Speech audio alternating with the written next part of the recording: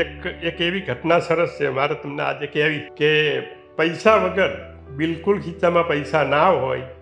અને હું મારો મિત્ર દીનુ પટેલ ને બીજા 2-3 મિત્રો હતા, એક રમેશ વાઘેલા કરીને. અમે દિલ્હી જ્યારે અમે 1981માં મેં તમને વાત કરેલી, દિલ્હીના એક પ્રદર્શન જોવા અમારે જવું હતું ને અમારે કોઈની પાસે પૈસા નહોતા, પણ અમે રોજ રેલવે સ્ટેશન ઉપર સ્કેચ કરવા, પોર્ટ્રેટ કરવા જતા. એટલે ત્યાંના ટીસીઓ અને સ્ટેશન માસ્તરો ને બધા અમને ઓળખે.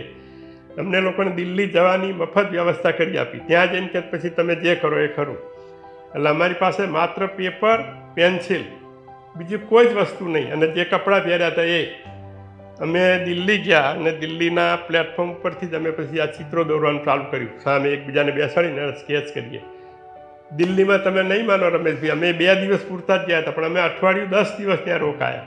રોજ આ રીતે સ્કેચ કરીએ ને એટલા બધા પૈસા આવે લોકો, અને લોકો અમને હોટલમાં ના રહેવા દે, અમને કાર્ડ આપે કે આજે અમારે ત્યાં આવજો, અમારા મહેમાન થજો. એટલે માત્ર પૈસા મહત્વના નથી. આર્ટ કંઈક સારું હુનર તમારામાં હોય તો તમે કોઈ પણ દુનિયામાં ગમે ત્યાં જાઓ, તમે એ પૈસા તમારી જે સગવડો એ પૂરી થઈ જાય છે.